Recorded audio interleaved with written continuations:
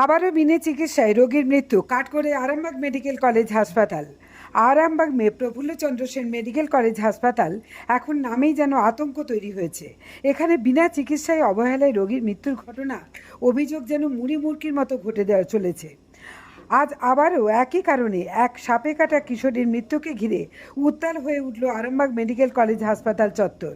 আরামবাগ পৌরসভার অন্তর্গত 10 নম্বর ওয়ার্ডের উত্তর বাদলকোনার কালীতলা এলাকার তমশ্রী পাল নামে এক কিশোরী, তাকে সাপে কাটলে মাত্র 5 মিনিটের মাথায় আরামবাগ মেডিকেল কলেজ হাসপাতালে নিয়ে আসেন তার বাবা ex CRPF inspector Achinta Kumar পাল।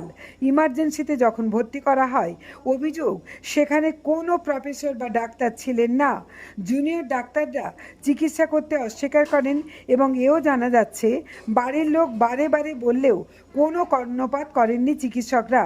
উল্টে তাদেরকে নাকি হুমকি দেওয়া হয়, এমনকি এটাও বলা হয় যে রোগীর নাকি কিছুই হয়নি, সাপেও কাটেনি, এমনটি জানাচ্ছেন বাড়ির লোকেরাই। পরক্ষণে যখন রোগীর অবস্থা খারাপ হতে শুরু করে তখন হাসপাতালে 3 তলায় নিয়ে যাওয়া হয়। সেখানে আইসিইউয়ে রাখার কথা বলা হয়, কিন্তু তখনই রোগীর অবস্থা প্রায় শেষ। ওয়ার্ড মাস্টারের বিরুদ্ধে ভুরি ভুরি অভিযোগ ডাক্তারদের বিরুদ্ধেও। কেন বারে বারে একই রকম ঘটনা ঘটবে? অবশেষে এই কিশোরটি বিনা চিকিৎসায় মারাই যায়। ঘটনা শুনেই আরামবাগ মেডিকেল কলেজের চত্বরে ছুটে আসেন আরামবাগের বিধায়ক হেমন্ত বাগ। তিনি এই বিষয়ে তদন্ত সাপেক্ষে উপযুক্ত ব্যবস্থা নেওয়ার আশ্বাস দেন। এই বিষয়ে ফোনে আরামবাগ মেডিকেল কলেজের হাসপাতালের বিভাগীয় আধিকারিক ডাক্তার ইন্দ্রা দত্ত তিনি কি বললেন আমরা সেটাও শোনাবো। দেখুন বিস্তারিত। কুশকুমার পাড়ের রিপোর্ট, আরামবাগ টাইমস। রোগী মৃত্যু একটাই কারণ, রোগী মৃত্যু আছে। রোগী মৃত্যুর কারণ কিন্তু বারবার উঠে আসছে আরামবাগ মেডিকেল কলেজ হাসপাতালের নাম। কেন এরকম হচ্ছে? প্রত্যেকটা মানুষ কিন্তু এই যারা রোগী আত্মীয় স্বজন কি বলবেন? আমি বলে তাদের শাস্তি দিয়ে দরকার আছে ডাক্তারগুলো। মানুষ যখন বলছে কি ওষুধগুলো দিলে ভালো হয়ে যাবে, তাহলে ওষুধগুলো দিয়েছে ডাক্তারগুলো দেয় না। কোনো ওষুধ প্রয়োগ হয় না। কি বলছেন, কি পরিস্থিতি এখন? কালকে যে পরিস্থিতি দেখলাম যে বাচ্চাটা বিনা চিকিৎসায় মারা গেল। মানে এখানে রাখলো, ব্লাডটা টেস্ট করলো নি, বলছে বিষ নেই। ওখানে বিষ নেই, না বিষ নেই। মেডিকেলে নিয়ে গেল, মেডিকেলেও চিকিৎসা হলো নি, 45 মিনিট রেখে দিল। দেওয়ার পরে বেডে মারা গেল মেয়ে ছেলেটা। একেবারে পুরো মানে পুরো চিকিৎসা না। মেয়ে ছেলেটা ইংলিশে কথা বলছে। কত বছর বয়স হবে? 15-16 বছরের মেয়ে ছেলে। 15-16 বছর বয়স। তো মানে মেয়ে ছেলেটা ইংলিশে ডাক্তারের সাথে কথা বলছে এইটা আমাকে এই মেডিসিনটা করুন, প্রয়োগ করুন। আমার তো মোবাইলে তোলা আছে, ওরা করেনি। বলছে আমাদের থেকে আপনারা আপনি ডাক্তার, হ্যাঁ করলেন না, করার জন্য মেয়ে ছেলেটা মারা গেল। একেবারেই শুনতে পেলেন যে বিনা চিকিৎসায় মারা গেছেন একটি সাপে কাটা রোগী, অর্থাৎ 14-15 বছরে মেয়ে একেবারে হসপিটালে নিয়ে আসছিল এবং একদম সেই চিন্তায় এই মুহূর্তে এইখানে এসেছে। যারা কর্মকর্তা আছে একটা কথা বলছে, এই যে গরিব মানুষগুলোকে যেন এইভাবে এই হসপিটালের যে নিয়ম আপনারা একটু দেখুন। এই গরিব মানুষগুলো, আমার মেয়ে মেডিকেলের, আমি একজন এক্সম্যান, এত রিকোয়েস্ট করলাম স্যার 56 মিনিটে 3টে ডাক্তার একবারে ট্রিটমেন্ট করলাম। আমার মেয়ে তাকে বারবার বলছে আপনি অ্যান্টিটা দিয়ে দিন, আপনি একটা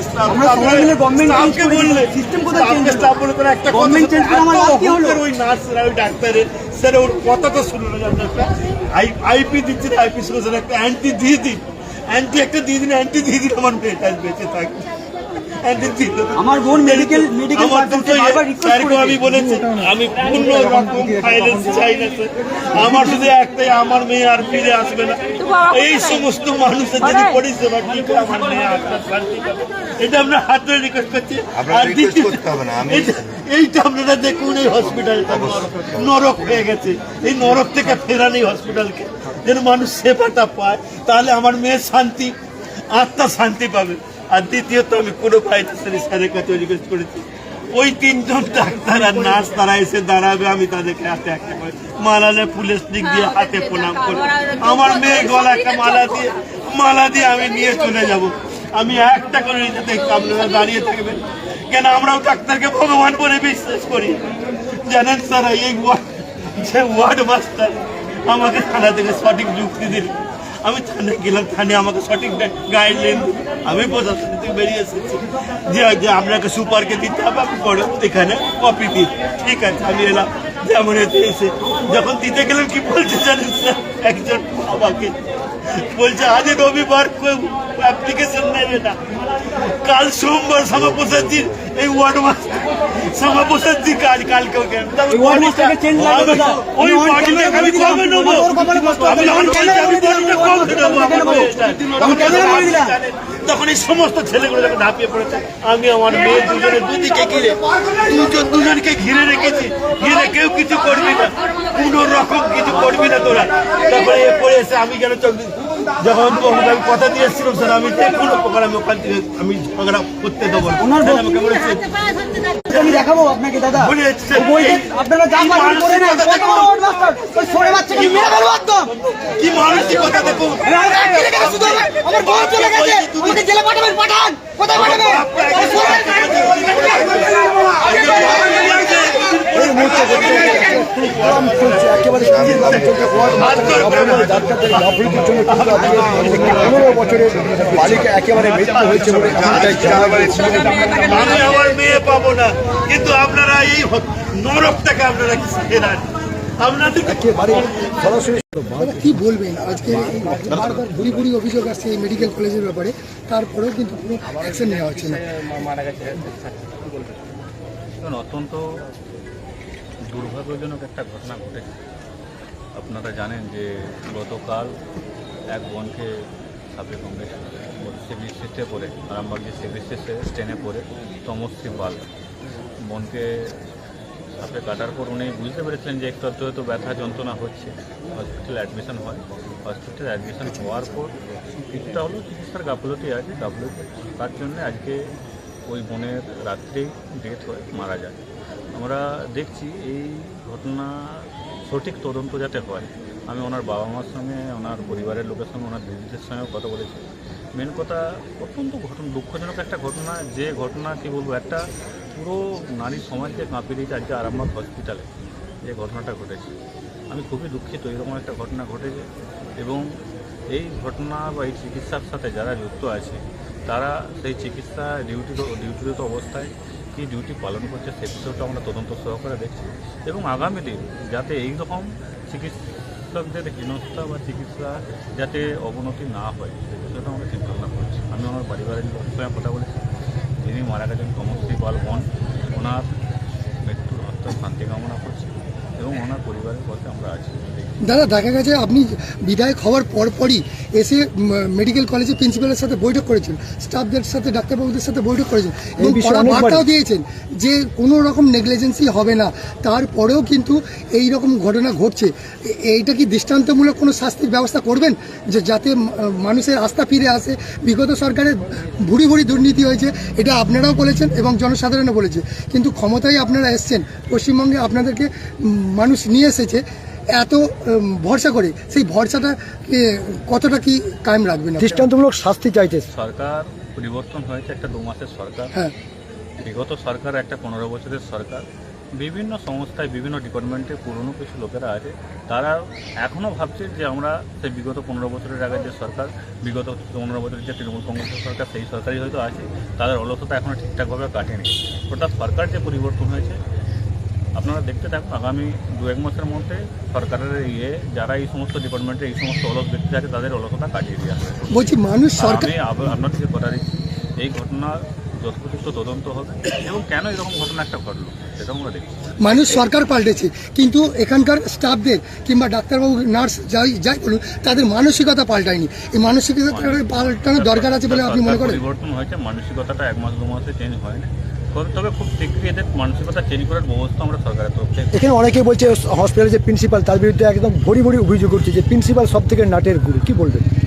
দেখছি বিষয়টা আমরা খতিয়ে দেখছি, আমি দাদা এখানে একটা কথা বলবো, আমি একজন সাংবাদিক, আমি নিজে আমার ওয়াইফকে নিয়ে এসেছিলাম ছোট্ট একটা চিকিৎসার জন্য, সেখানে আমার সঙ্গে মিসবিহেভ হচ্ছে। তাহলে একজন যদি সাংবাদিক যদি এইরকম হেনস্থার শিকার হয়, আমি সেটা প্রিন্সিপালকে কমপ্লেনও করেছিলাম, কিন্তু এখনো পর্যন্ত কোনো অ্যাকশন নেয়নি। তাহলে কি বলবেন? তাহলে সাধারণ মানুষ কিভাবে ন্যায় বিচার পাবে?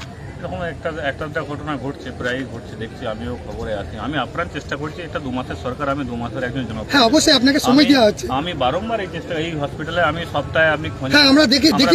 আপনারা ভিজিট করেন একদম নিঃসন্দেহে। ব্যক্তিগতভাবে ভিজিটে আছি, সেই ভিজিটে এসে আমি আপ্রাণ চেষ্টা করছি এগুলো বোঝাতে বন্ধ করে।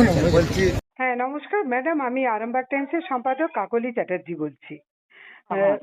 বলছি ম্যাডাম, এই যে ঘটনা আজকে যেটা ঘটেছে, মৃত্যুর ঘটনাটা, সাপে কামড়ানো রোগী, এখানে যারা যারা জড়িত ছিলেন তাদের উপর কি কোনো ব্যবস্থা গ্রহণ করা হচ্ছে?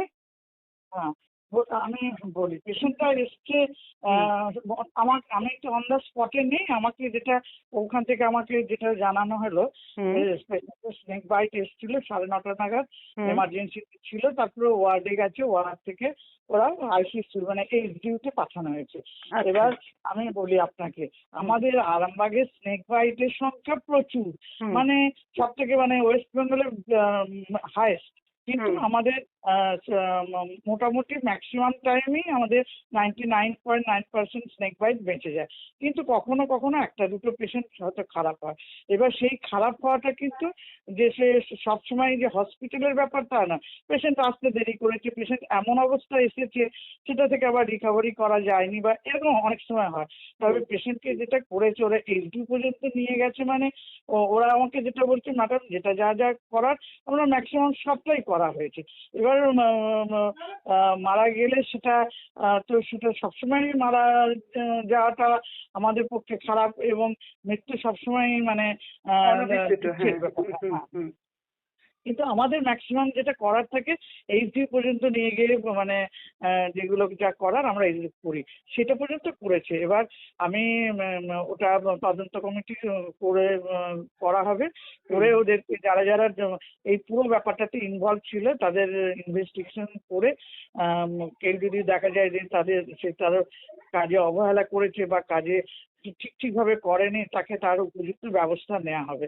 আর আমাদের এফএসএম এর ম্যাডাম, মানে এইটা হেড অফ দ্য ডিপার্টমেন্ট, উনি চলে গেছেন, উনি অনেক আগেই চলে গেছে, মানে যাতে ম্যাজিস্ট্রেট পোস্টমর্টেম হয় এবং ভিডিও করে পোস্টমর্টেম হয়, এটার ব্যবস্থা ও গিয়ে করছে আর কি। জ্যোতিষ জগতে অদ্বিতীয় ডক্টর অঞ্জন শাস্ত্রী, আপনার উজ্জ্বল ভবিষ্যতের একমাত্র দিশারি। Call for booking 7477886099 or log in www.anjanshastri.com। Download করুন আমাদের exclusive mobile app astro Anjan.